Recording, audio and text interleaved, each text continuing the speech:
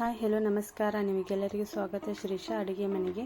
ಇವತ್ತು ನಾವು 1 kg cake rasmalai ಫ್ಲೇವರಲ್ಲಿ ಯಾವ ರೀತಿ ಮಾಡಬೇಕು, ಸ್ಪಾಂಜ್ ಯಾವ ರೀತಿ ಮಾಡಬೇಕು, ಬೀಟರ್ನಿಂದ ನಾವು ಕ್ರೀಮ್ನ ಯಾವ ರೀತಿ ವೇಪ್ ಮಾಡಬೇಕು ಅನ್ನೋದನ್ನು ಡೀಟೇಲಾಗಿ ಈ ವಿಡಿಯೋಲಿ ಹೇಳ್ತಾ ಇದ್ದೇನೆ. ನಡೀರಿ ಹಾಗಾದರೆ ಯಾವ ರೀತಿ ಮಾಡಬೇಕು ಅನ್ನೋದನ್ನು ನೋಡೋಣ. ಇಲ್ಲಿ ಎಲ್ಲಕ್ಕಿಂತ ಮೊದಲಾಗಿ ನಾನು ಇಲ್ಲಿ ಸ್ಪಾಂಜ್ ಮಾಡಲಿಕ್ಕೆ ಇಲ್ಲಿ ಪ್ರಿಮಿಕ್ಸ್ನ ತೆಗೆದುಕೊಳ್ತಾ ಇದ್ದೇನೆ. ಈ ಪ್ರಿಮಿಕ್ಸ್ ನಾವು ವೆನಿಲಾ ಪ್ರಿಮಿಕ್ಸ್ನ ತೆಗೆದುಕೊಳ್ಬೇಕು. ಇಲ್ಲಿ ನಾನು 350 ಗ್ರಾಮ್ ಅಷ್ಟು ವೆನಿಲಾ ಪ್ರಿಮಿಕ್ಸ್ನ ತೆಗೆದುಕೊಂಡಿದ್ದೇನೆ. ಅದರ ನಂತರ ಇದಕ್ಕೆ ನಾವು 4 ಟೇಬಲ್ ಸ್ಪೂನ್ ಅಷ್ಟು ಆಯಿಲ್ನ ಹಾಕಬೇಕು. ನಾವು ಮನೆಯಲ್ಲಿ ಯೂಸ್ ಮಾಡುವಂತಾನೆ ಆಯಿಲ್ನ ಹಾಕಬೇಕು. ಅದರ ನಂತರ ನಾವು ಇಲ್ಲಿ ರಸ್ಮಲೈ ಫ್ಲೇವರ್ ಕೇಕ್ನ ರೆಡಿ ಮಾಡ್ತಾ ಇರೋದ್ರಿಂದ ಇಲ್ಲಿ ನಾವು 7ರಿಂದ 8 ಡ್ರಾಪ್ ಅಷ್ಟು ರಸ್ಮಲೈ ಎಸೆನ್ಸ್ ಕೂಡ ಹಾಕ್ತಾ ಇದ್ದೇನೆ. ಅದೇ ರೀತಿ ನಾನು 3ರಿಂದ 4 ಡ್ರಾಪ್ ಅಷ್ಟು ನಾನು ಇಲ್ಲಿ ಯೆಲ್ಲೋ ಫುಡ್ ಕಲರ್ನ ಇಲ್ಲಿ ಹಾಕಿ ಇದಕ್ಕೆ ಸ್ವಲ್ಪನೇ ನೀರು ಹಾಕಿ ಈ ಥರ ನಾವು ಚೆನ್ನಾಗಿ ಮಿಕ್ಸ್ ಮಾಡ್ಕೋಬೇಕಾಗುತ್ತದೆ. ಇಲ್ಲಿ ನೋಡಿ ಸ್ವಲ್ಪನೇ ನೀರು ಹಾಕಿ ಮಿಕ್ಸ್ ಮಾಡೋದ್ರಿಂದ ಪರ್ಫೆಕ್ಟಾಗಿ ಇದು ರೆಡಿ ಆಗುತ್ತೆ.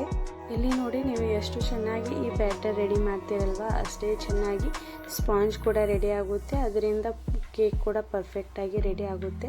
ಅದಕ್ಕೋಸ್ಕರ ನಾವು ಇಲ್ಲಿ ಪ್ರಿಮಿಕ್ಸ್ನ ಇದು ಚೆನ್ನಾಗಿ ಬ್ಯಾಟರ್ನ ರೆಡಿ ಮಾಡಬೇಕಾಗುತ್ತದೆ. ನೀವು ನೋಡ್ಬೋದು ಇಲ್ಲಿ ಎಷ್ಟು ಥಿಕ್ ಆಗಿದೆ ಅಂದರೆ ಈ ಥರ ಈ ಬ್ಯಾಟರ್ ರೆಡಿ ಆಗಬೇಕು.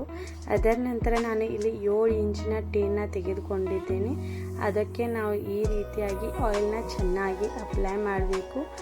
ಅದರ ನಂತರ ಇಲ್ಲಿ 1 ಟೇಬಲ್ ಸ್ಪೂನ್ ಅಷ್ಟು ನಾನು ಮೈದಾ ಹಿಟ್ಟು ಹಾಕಿ ಇದಕ್ಕೆ ಚೆನ್ನಾಗಿ ಸ್ಪ್ರೆಡ್ ಮಾಡಿದ್ದೇನೆ. ನೀವು ಬೇಕಾದರೆ ಇಲ್ಲಿ ಬಟರ್ ಪೇಪರ್ ಕೂಡ ಹಾಕ್ಬೋದು. ನಾನು ಇಲ್ಲಿ ಮೈದಾ ಹಾಕೋದ್ರಿಂದ ಈಸಿ ಆಗುತ್ತೆ ಅಂತ ಇಲ್ಲಿ ಮೈದಾ ಹಿಟ್ಟು ಹಾಕಿದ್ದೇನೆ. ಅದರ ನಂತರ ನಾವು ರೆಡಿ ಮಾಡಿಟ್ಟಿರುವಂಥ ಬ್ಯಾಟರ್ನ ಇದರಲ್ಲಿ ಹಾಕಿ ಕಂಪ್ಲೀಟಾಗಿ ನಾವು ಸ್ಪ್ರೆಡ್ ಮಾಡ್ಕೋಬೇಕು. ಸ್ಪ್ರೆಡ್ ಆದ ನಂತರ ನಾವು 7ರಿಂದ 8 ಸಲ ಕೆಳಗಡೆ ಅಂದರೆ ನೆಲಕ್ಕೆ ನಾವು ಟ್ಯಾಪ್ ಮಾಡಬೇಕು. ಈ ಥರ ಟ್ಯಾಪ್ ಮಾಡೋದ್ರಿಂದ ಪರ್ಫೆಕ್ಟಾಗಿ ಸ್ಪಾಂಜ್ ರೆಡಿ ಆಗುತ್ತೆ. ಇಲ್ಲಿ ನೋಡಿ ನಾನು ಓವನ್ನ ಪ್ರೀ ಹೀಟ್ ಆಗಲಿಕ್ಕೆ ಇಟ್ಟಿದ್ದೆ. 160 ಡಿಗ್ರಿಯಲ್ಲಿ ನನ್ನ ಓವನ್ನ ಪ್ರೀ ಹೀಟ್ ಮಾಡಿದ್ದೆ. ಅದರ ನಂತರ ಇದನ್ನು ನಾವು ಇಲ್ಲಿ ಸ್ಪಾಂಜ್ ರೆಡಿ ಮಾಡಲಿಕ್ಕೆ ಇಟ್ಟಿದ್ದೇವೆ. ಅಲ್ಲಿವರೆಗೂ ನಾವು ಇಲ್ಲಿ ಕ್ರೀಮ್ನ ಬಾಟಲ್ನ ಫ್ರಿಜ್ನಿಂದ ಹೊರಗಡೆ ತೆಗೆದಿಡಬೇಕು. 1 ಅವರ್ ಆದರೂ ಮಿನಿಮಮ್ ಹೊರಗಡೆ ಇಡಬೇಕು.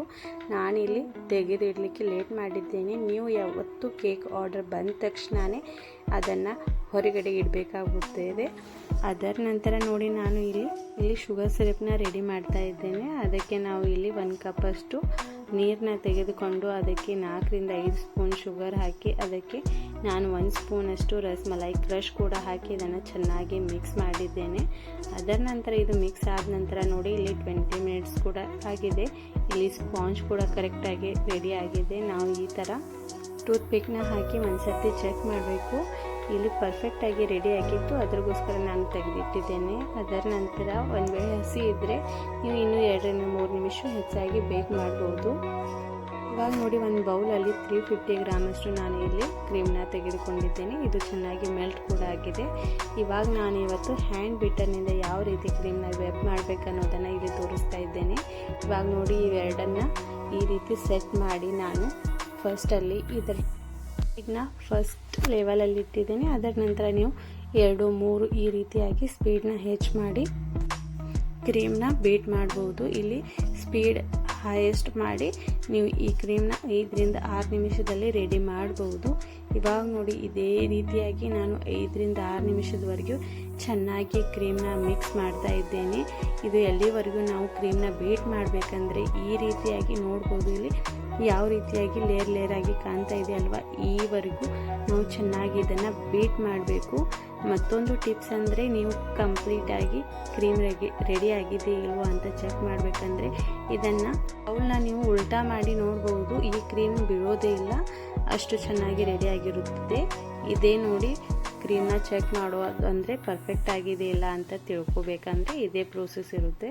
ಅದೇ ರೀತಿಯಾಗಿ ನೋಡ್ರಿ ಇಲ್ಲಿ ಸ್ಪಾಂಜ್ ಕೂಡ ಚೆನ್ನಾಗಿ ರೆಡಿ ಆಗಿದೆ.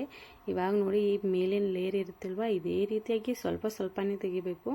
ಇದೇ ರೀತಿಯಾಗಿ ಚೆನ್ನಾಗಿ ನಾನು ಈ ಮೇಲಿನ ಲೇಯರ್ನ ತೆಗೆದಿದ್ದೇನೆ. ಅದರ ನಂತರ ನಾವು ಇದರ 3 ಲೇಯರ್ ಮಾಡ್ಬೋದು. ನೀವು ಒಂದು ವೇಳೆ ಕೇಕ್ನ ಹೈಟಾಗಿ ಮಾಡ್ತಾ ಇದ್ದರೆ ಅಂದರೆ ನೀವು ಇದನ್ನು ಕೇಕ್ನ ನಾನು 7 ಇಂಚ್ ಟೀನಲ್ಲಿ ಮಾಡಿದ್ದೇನೆ. ನೀವು ಒಂದು ವೇಳೆ 6 ಇಲ್ಲ 5 ಇಂಚ್ ಟೀನಲ್ಲಿ 1 kg ಕೇಕ್ನ ರೆಡಿ ಮಾಡ್ತಾ ಇದ್ದರೆ ನೀವು ಇಲ್ಲಿ 4ರಿಂದ 5 ಲೇಯರ್ ತೆಗಿಬೇಕಾಗ್ತಾ ಬೇಕಾಗುತ್ತೆ. ಇಲ್ಲಿ ನಾನು 7 ಇಂಚಿನ ಟೀನಲ್ಲಿ 1 kg ಕೇಕ್ನ ರೆಡಿ ಮಾಡೋದ್ರಿಂದ ಇಲ್ಲಿ 3 ಲೇಯರ್ ರೆಡಿ ಮಾಡ್ತಾ ಇದ್ದೀನಿ. ಇಲ್ಲಿ ನೋಡ್ಬೋದು ಎಷ್ಟು ಚೆನ್ನಾಗಿ ಇದರ ಲೇಯರ್ ಕೂಡ ಮಾಡಿ ಆಗಿದೆ ಅಂತ.